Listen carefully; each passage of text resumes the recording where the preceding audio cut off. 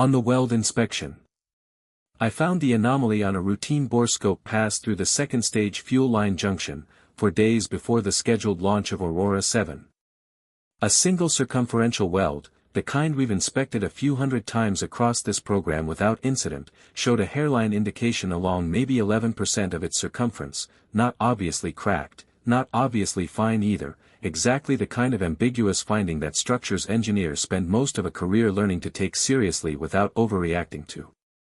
I wrote it up the way I write up everything, plainly. No exclamation points, no bolded warnings, just the finding, the measurement, my assessment of the risk, and a recommendation to hold the launch pending a supplemental ultrasonic inspection that would take roughly 18 hours to complete. I submitted it to Go-No-Go, the same as every subsystem lead submits every readiness input, at 6:40 that morning. I want to be precise here, because I think this detail matters more than people initially gave it credit for. I did not write urgent. I did not write critical. I wrote, calmly and technically, exactly what I'd found and exactly why I thought we shouldn't fly until we understood it better. That's how I've written every report of my career. It's how my mentor taught me to write them, 20 years ago, on the theory that panic in a technical document obscures the actual finding underneath it.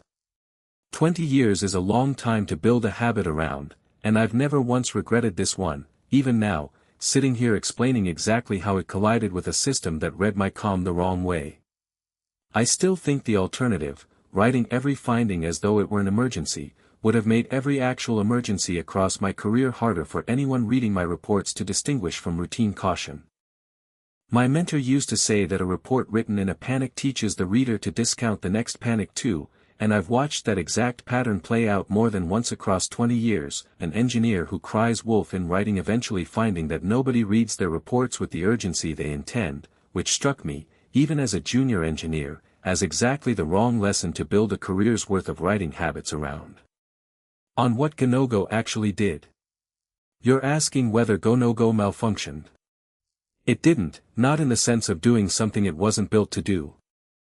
Go-No-Go aggregates every subsystem lead's written readiness report into a single launch readiness score, using a language model to assess each report's urgency and confidence level alongside its formal go or no-go recommendation, because in a program running 12 or 14 launches a year, nobody wants a launch director manually reading 40 full reports at 5 in the morning when a single dashboard could tell her, at a glance, where the actual risk concentration sat.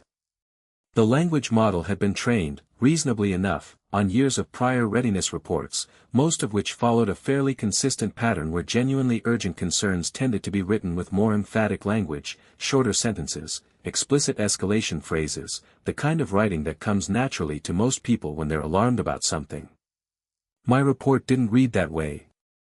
It read the way calm, technical writing reads, and the model, trained on that broader pattern, scored my no-go recommendation as low confidence, low urgency, weighting it accordingly in the aggregate readiness score it calculated for the launch director that morning. The aggregate score came back green. 94% readiness, well above the launch threshold. My no-go recommendation was in there, technically, buried in a subsystem breakdown 3 screens deep that nobody had any specific reason to click into, because the top-level number told them everything looked fine. I've thought a great deal, in the months since, about how a system like this could have been built with the opposite assumption baked in just as easily, that a formal no-go recommendation should always carry full weight regardless of the language surrounding it, and I don't think anyone building Go-No-Go made a careless choice. I think they made the choice that seemed obviously correct given the data in front of them, and never had a specific reason to question it until a specific person's writing style ran directly into it. On the morning of the scrub, which didn't happen the first time. I need to correct something you may have heard elsewhere, because I know there's a version of this story going around the program that has me catching the error in some dramatic, last-second way.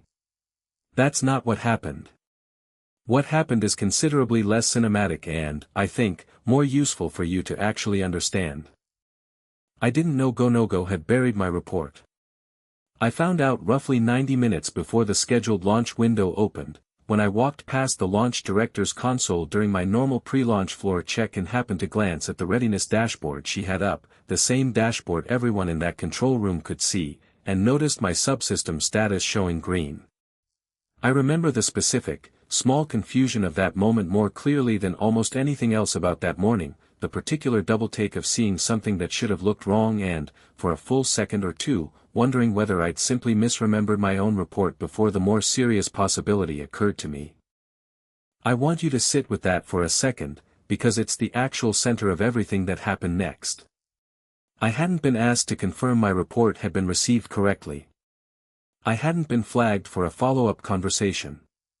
The system had simply, silently, decided my calm technical writing meant a low-urgency concern, and moved on without me, the way a system built to save people from reading 40 reports will inevitably, eventually, save someone from reading the one report that actually needed reading.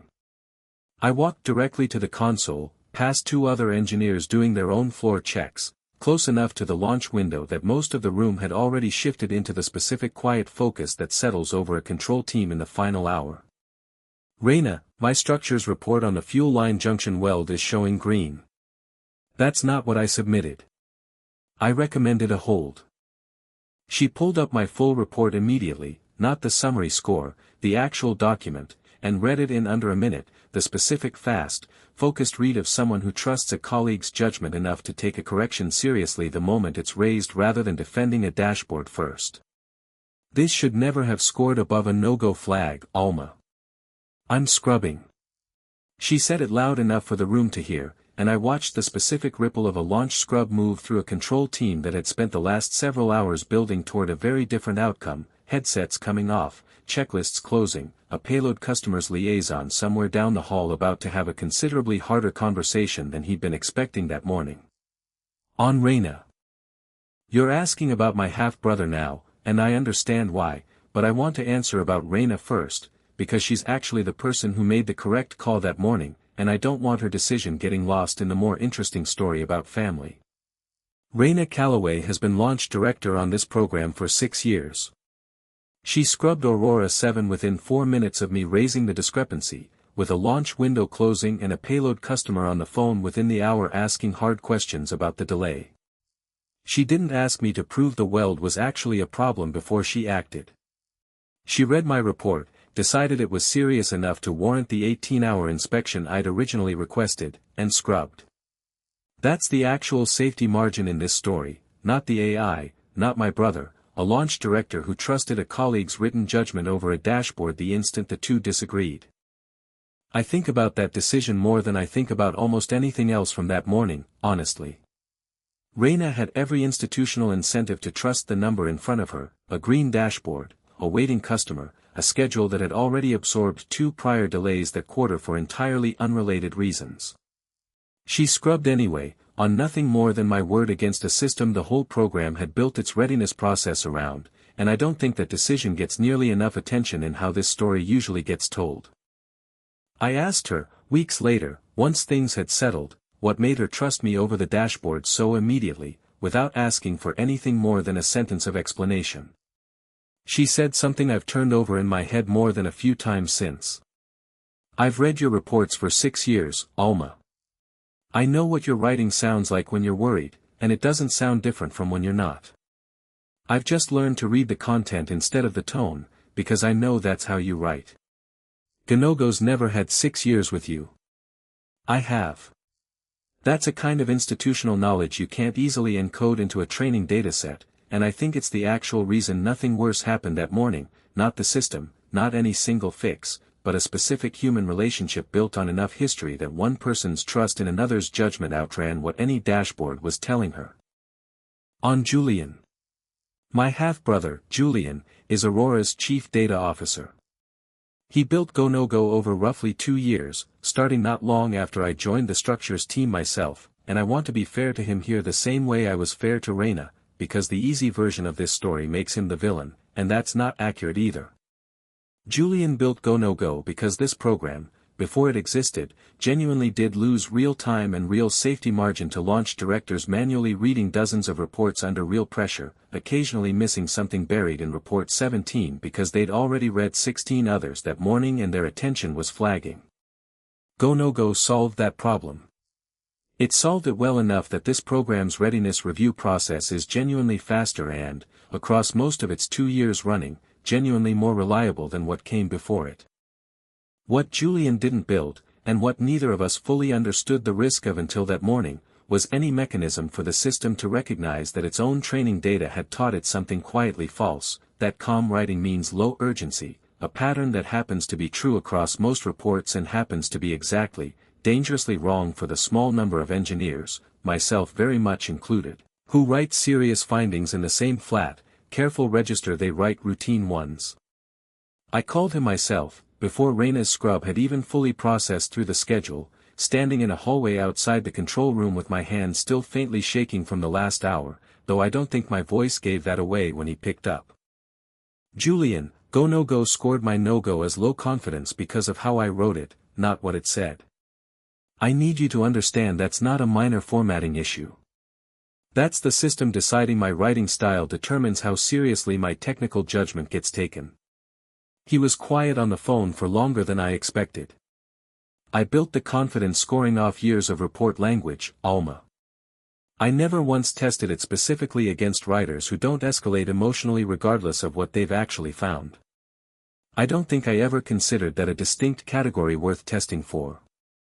I've written every report of my career this exact way, Julian.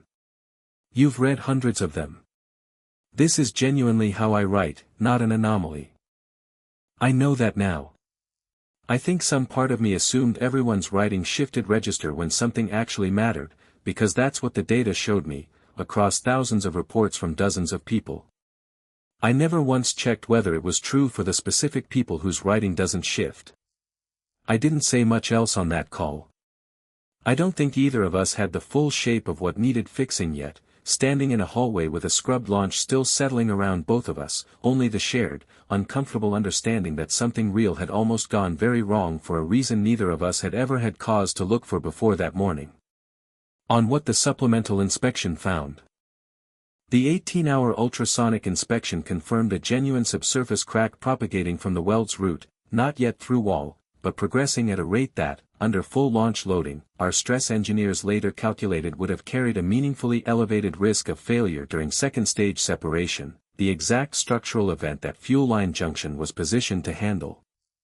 I remember standing in the inspection bay when the ultrasonic technician first called out the reading, watching the crack's profile render on his screen in a shape considerably more alarming, visually, than the hairline indication I'd originally caught on the borescope pass. The particular vindication of watching a suspicion confirmed that carried almost no satisfaction in it at all, only a kind of quiet, delayed relief that the system had ultimately been stopped in time despite itself. I want to be careful about the word, would have, because certainty about a counterfactual failure is exactly the kind of overclaiming I try to avoid in my own reports.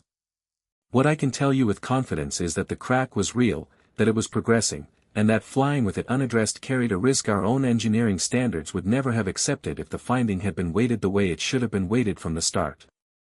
The replacement weld took 2 more days beyond the original 18-hour inspection window, a full 4-day slip against the original schedule by the time the launch actually flew, and I remember sitting in the stress analysis review where the team walked through exactly what that propagating crack would likely have meant under separation loading, watching people who'd spent their careers not overstating risk describe, in careful, technical language, a failure mode considerably more serious than any of us had wanted to spend that morning. Discussing out loud. On what changed. Gnogo's confidence scoring model no longer weights urgency from report language alone. Julian's team rebuilt it, over about 6 weeks, to require every subsystem lead's individual go or no-go recommendation to carry full weight in the aggregate score regardless of how that recommendation was written, with language analysis now used only as a supplementary signal a launch director can optionally drill into, never as the thing determining whether a concern surfaces at the top level in the first place. I sat in on 2 of the design reviews for that rebuild. Julian asked me, more than once, to read draft interface mockups out loud and tell him honestly whether they still felt like they were quietly asking engineers to perform urgency rather than simply report it accurately. I told him, more than once, that they still did, and he kept revising until I stopped saying that. There was a version, maybe 3 weeks into that process, that still color-coded reports by a residual language confidence tag even after the scoring itself had changed, and I remember telling him that the tag alone would still shape how a launch director's eye moved across the screen, even if the underlying math no longer weighted it, and he pulled that tag entirely rather than arguing the point. The rebuild also added something neither of us had specifically asked for at the start: a mandatory secondary review whenever any subsystem lead's formal recommendation was no-go, regardless of the language confidence score attached to it, requiring a second qualified engineer to independently read the full report before the aggregate readiness dashboard could display anything above that subsystem's actual recommendation. It's a small addition. It's also, I think, the single change most likely to have caught this exact gap even if the language model itself had never been touched at all. On what I'd want you to take from this. You're going to write a summary of my testimony eventually, and I'd ask you to resist the version of this story that makes it about a sister catching her brother's mistake, because that framing, however satisfying, misses what I actually think mattered.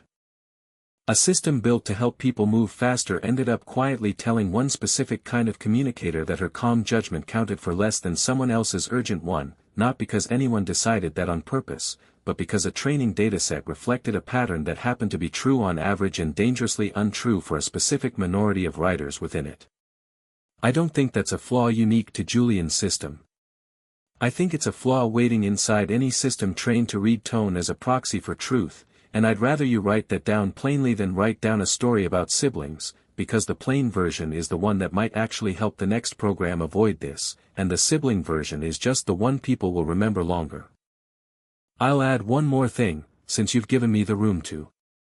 Julian and I don't see each other often outside of work. We grew up in different households after our parents separated, different schools, different friend groups, and this program is honestly the closest either of us has come to actually collaborating on anything since we were kids. I don't know that this incident brought us closer, exactly. I think it just gave us a specific, concrete thing to be honest with each other about, which turned out to matter more than either of us expected going into that phone call in the hallway.